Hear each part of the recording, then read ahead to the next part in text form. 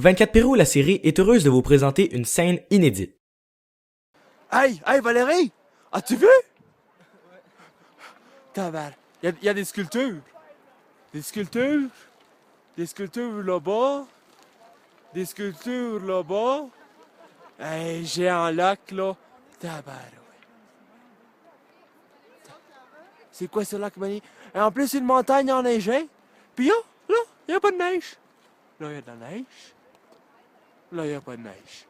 Puis ça continue comme ça, il n'y a pas de neige. Puis ça continue.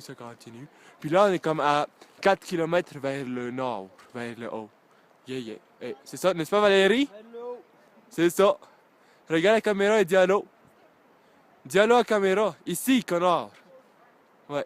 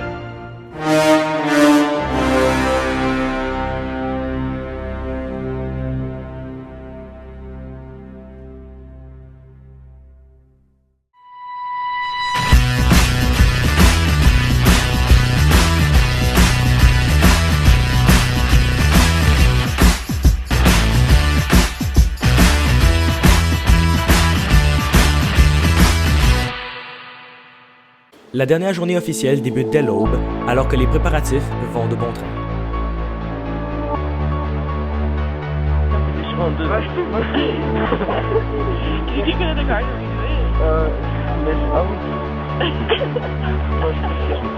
ouvrir une des poches, parce que je sais pas où elle est. Et dans une des poches, parce que de toute façon il manque comme 20 cartes au paquet. I wonder why. Je les déchire. Parce que c'est ça le point risque qu'on fait. Il faudrait que tu apprennes à recoller des cartes. Si on va de tour de magie, il y a 2 cartes. Il y a une carte. Activez les canons.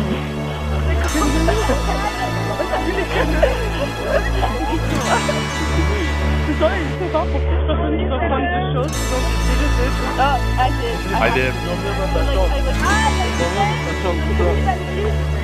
Ouais. I can't see you. Non, Non, c'est moi. Italie, You don't have any cards in your deck. c'est sûr. Dans le plus gros en haut. Oh, this one. Mais il y a une brosse à dents, ça. Okay, which for magic trick? Oh, it's this one. Je viens de brosser mes dents. Il y a combien de tissus par là? En fait, peut-être j'ai tous perdu mes cartes. Yeah. Non. Oh merde. Bah avant il y avait des cartes, maintenant il n'y a plus de cartes. Je vois un tour de magie, 2 cartes et une carte.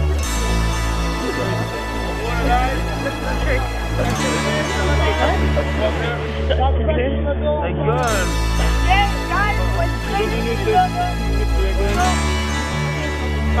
Ah oui, tour de magie avec les dents. Ok? Regarde. Ok? Je fais comme ça. Je fais comme... Oui. What is this guy?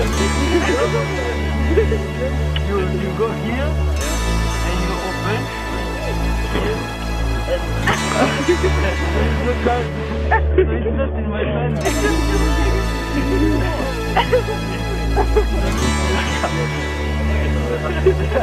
I can't find this back.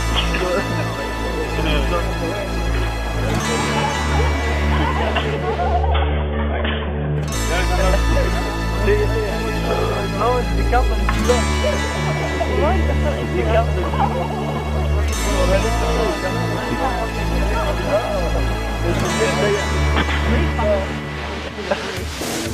Au menu de la journée, un terrain plus vallonné que les premiers jours, avec de courtes montées suivies de courtes descentes, de vraies montagnes russes péruviennes.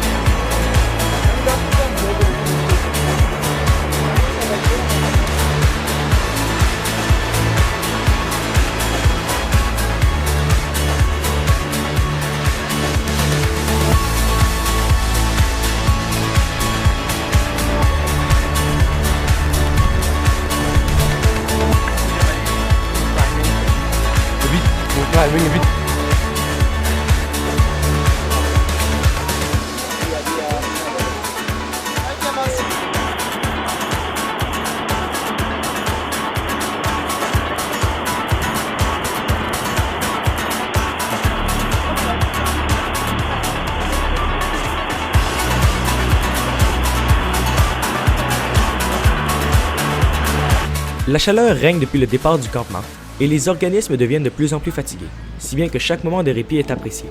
Mais cela n'empêche pas de continuer à s'amuser. T'as vu la carte? C'est la plus de cartes.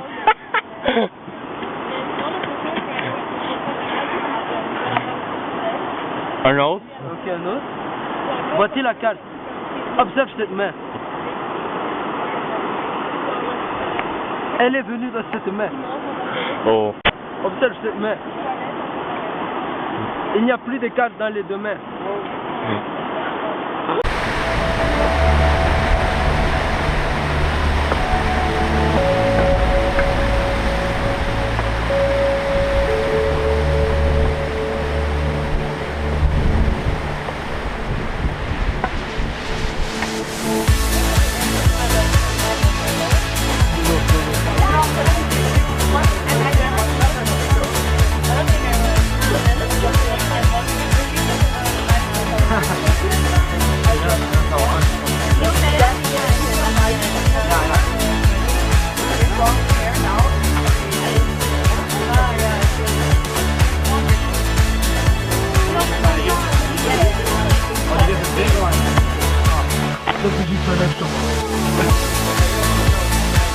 Le dîner arrive au grand bonheur de tous. Les élèves prendront à partir de là des petits autobus qui les mèneront tout près du chemin de fer menant à Aguascalientes.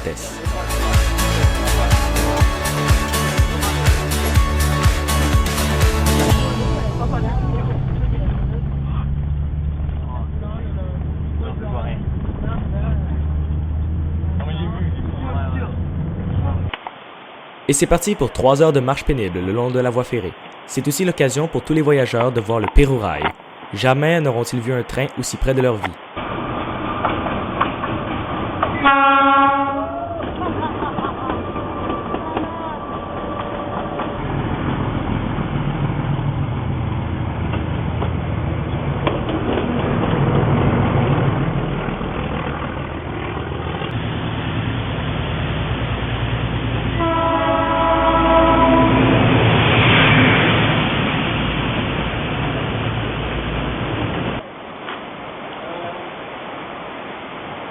Arrivé à Aguascalientes, le petit village au pied du Machu Picchu.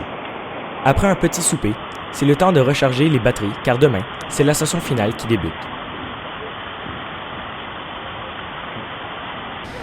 Encore aujourd'hui, le réveil est de bonne heure, les élèves voulant être parmi les premiers à accéder au Machu Picchu.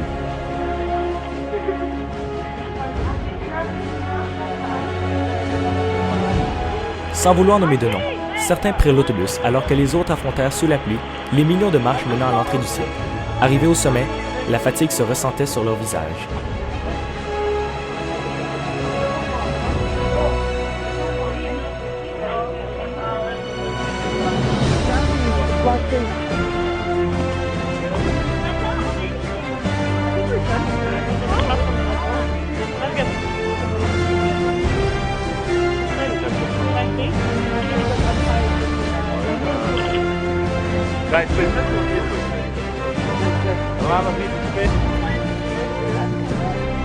Ah ben ça va.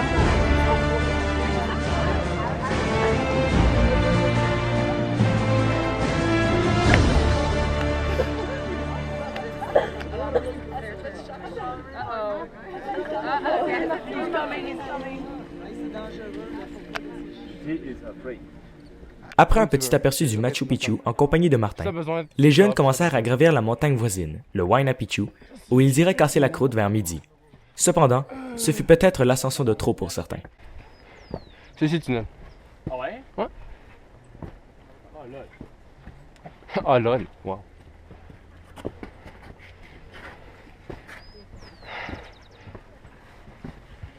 Ça me tente tellement pas de ramper. Non, tu peux marcher.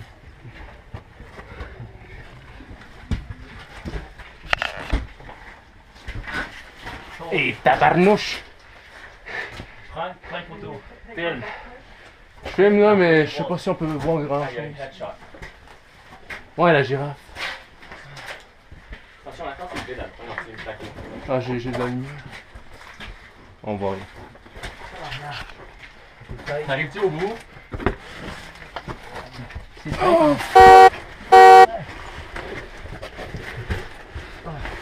pense! Yo, je suis toute fucking sale là. Oh my fucking god. Oh. C'est quoi ça?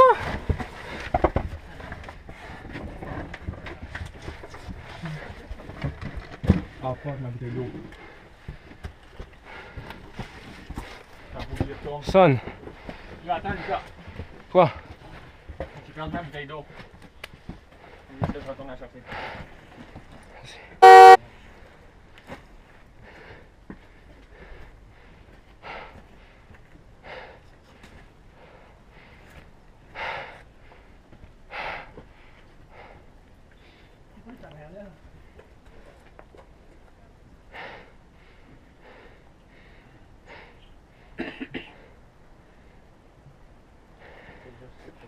Ouais. Oh. Tu vas survivre? J'espère. Ouais. Check ça, écoute les montagnes. 1, 2, 3, 4, 5, 6.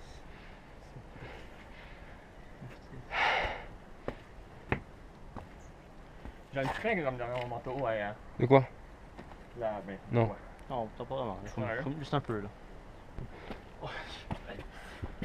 Simonac.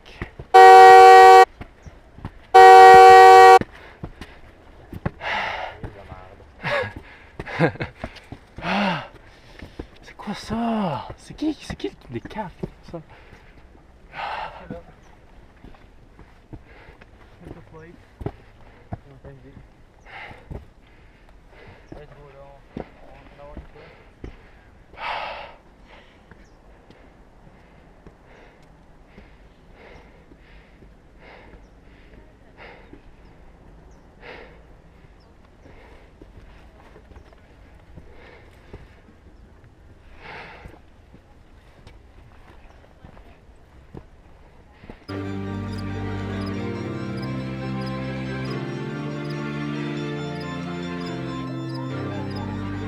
Redescendus en bas, les voyageurs eurent l'après-midi au complet pour visiter, mais aussi découvrir les trésors du Machu Picchu.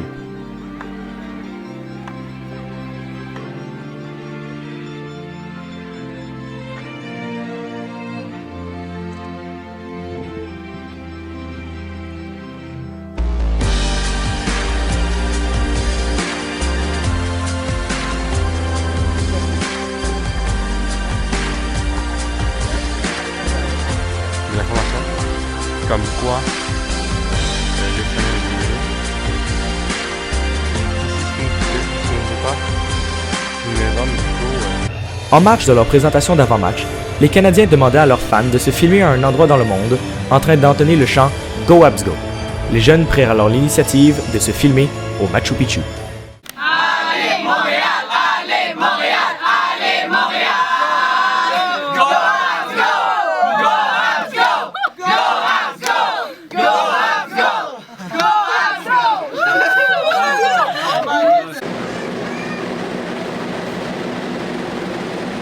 L'heure était déjà venue de faire ses adieux au site Inca le plus connu et de prendre le train à destination de Cusco.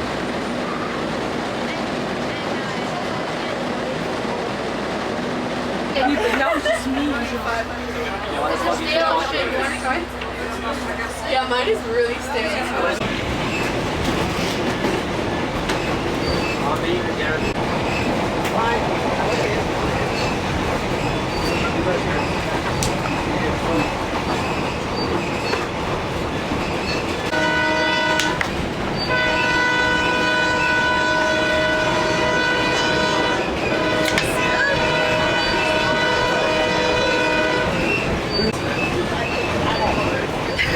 Qu'est-ce que ça va avec?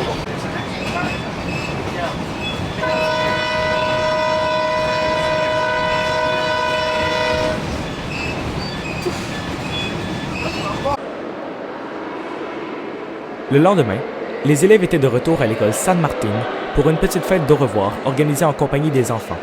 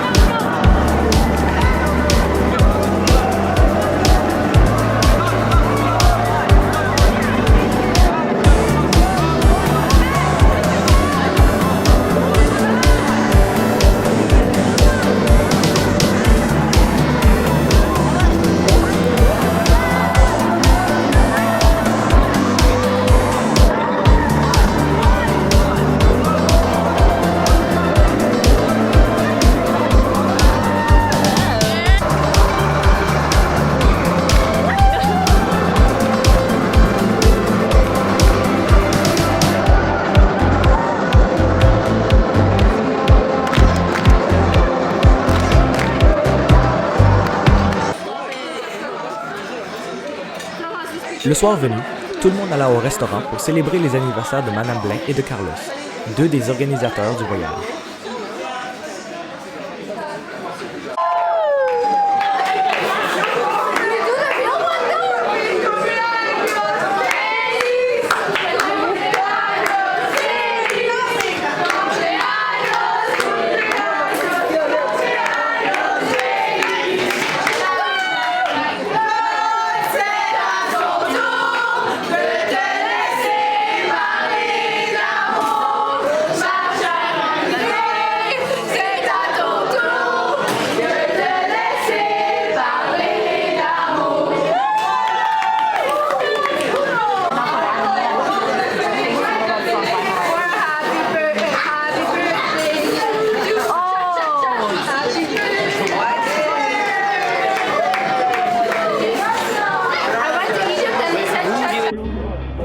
Finalement, le moment que personne ne voulait voir arriver arriva, celui de faire ses adieux à sa famille péruvienne, mais aussi à la ville de Cusco.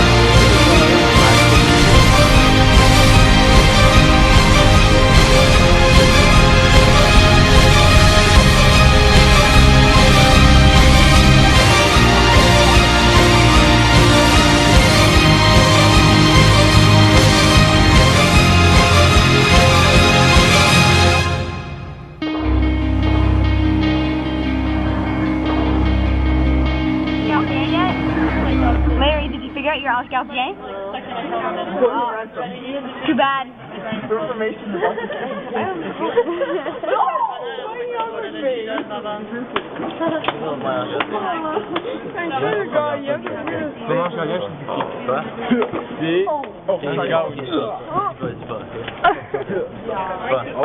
J'entends un bruit, Yes. Probably not. Any day. Look at me. 1, Non. 2, 3, 4, 5, 6. Oh my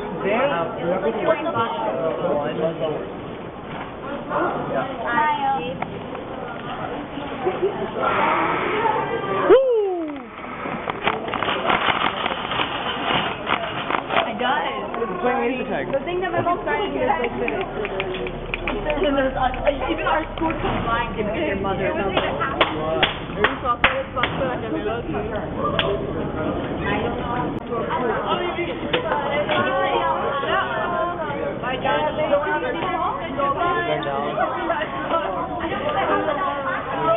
Making trips. Oh yeah.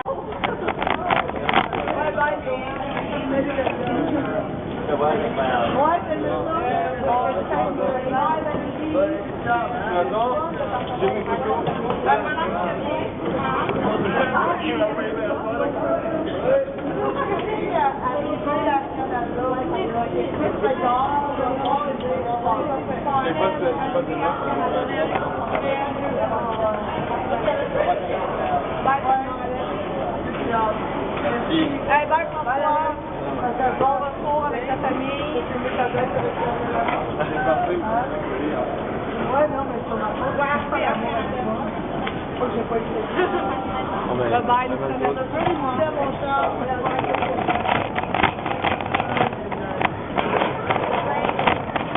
Bye. bye, François.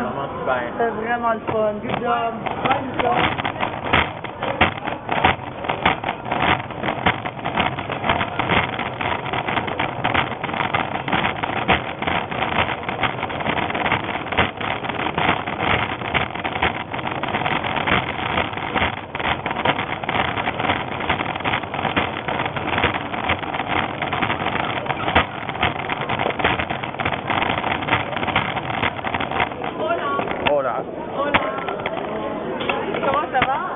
Le voyage au Pérou fut un quasiment parfait. Mais malgré tout ce bonheur et ces souvenirs acquis, la vie continue. D'ailleurs, on dit qu'il ne faut jamais être ni trop haut ni trop bas, car, je le répète, la chute peut survenir à tout moment.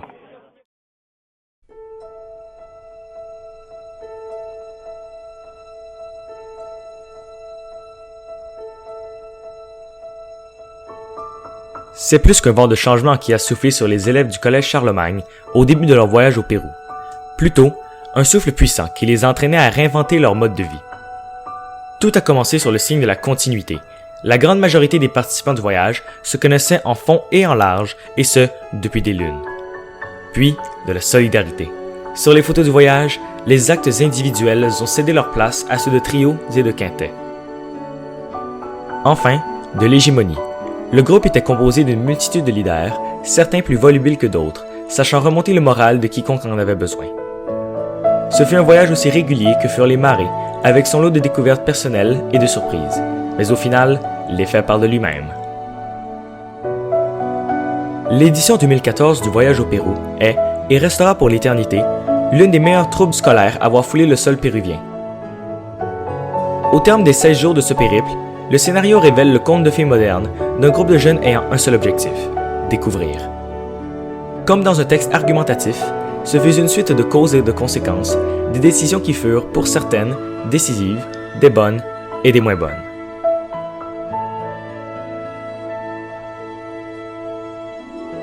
Quelques-unes dignes de mention, et d'autres relevant de l'instinct que chacun, à sa manière propre, possède. Le fruit d'un effort collectif sans cesse répété à chaque jour, et de jeux pourtant très simples, défiant toute convention, ou encore de jeunes infatigables provenant de nulle part, de derrière et de n'importe où. Un voyage passé en compagnie d'un homme, avec une manière si spéciale de conter des histoires, et oui, une passion pour la marche en montagne. Mon Dieu, un homme qui, avec l'aide de ses nouveaux amis, a su garder la lumière de leur tunnel bien éclairé, afin d'arriver à bon port.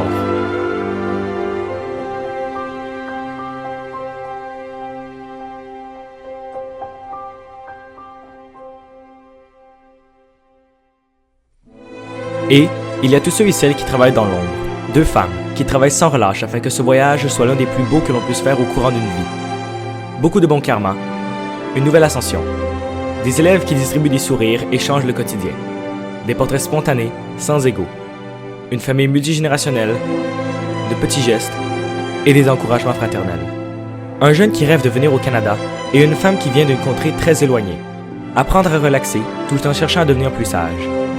Découvrir un pays qui cache plus de 1001 trésors. Un appui qui réussit à traverser les Amériques et des moments de bonheur scellés pour l'éternité. De nouveaux rêves se concrétisent maintenant, chez plusieurs, grâce à un voyage qui paraissait presque anodin au départ. Une nouvelle série a été créée qui redonne aux participants et à tous ceux qui sont jaloux de ces 2 semaines mémorables un chant connu mondialement qui permet aux voyageurs de se faire entendre au Centre Bell et la possibilité d'avoir son nom gravé à tout jamais sur une liste de sélects participants à un voyage destiné à la gloire. Un jeu pourtant très simple, mais qui amuse quiconque souhaite que le temps s'arrête pour faire perdurer ce périple. Tout cela dans une ville où les gens sont, comme à Montréal, passionnés, voire possédés par une équipe, tissés serrés comme les pièces d'un jeu d'échecs qui sont destinés à faire revivre, à la manière moderne, l'Empire Inca. Ici, en prenant cette fois la relève, prêts à devenir de fiers héritiers. Ce voyage s'imposait comme une chance de faire taire les méchantes langues et de donner à ceux qui doutaient de l'organisation péruvienne matière à exercer leur poésie, à changer leur opinion, pour celles voulant que le Pérou soit l'un des peuples les plus chaleureux de la Terre.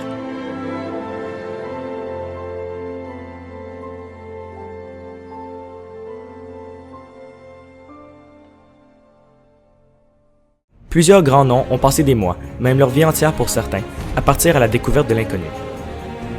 Comme la génération d'aujourd'hui, les rêves de nos aïeux se sont dessinés à travers leur pays d'origine, avant d'aller à la recherche de nouveaux horizons lointains et d'insister à découvrir ce que la montagne voulait leur cacher sur son autre versant. Ils sont faits de l'étoffe des héros, et maintenant, leur visage appartient à la légende. Aujourd'hui, l'objectif est toujours le même, se dépasser soi-même en atteignant à chaque fois de plus hauts sommets. Chaque individu porte en lui son lot de responsabilités. Le scénario se dessine et un nouvel espoir s'amène. En ayant réussi à dompter la montagne, les esprits de la vallée sacrée veilleront sur eux pour l'éternité. Ils se tiennent au-dessus des cieux, rejoints bien évidemment par leurs confrères très poilus, bien ancrés dans l'imagination collective de la mémoire d'un groupe. Un endroit où ces esprits souhaitent les revoir au plus vite, afin de les admirer juste encore une fois, à plus de 4600 mètres d'altitude.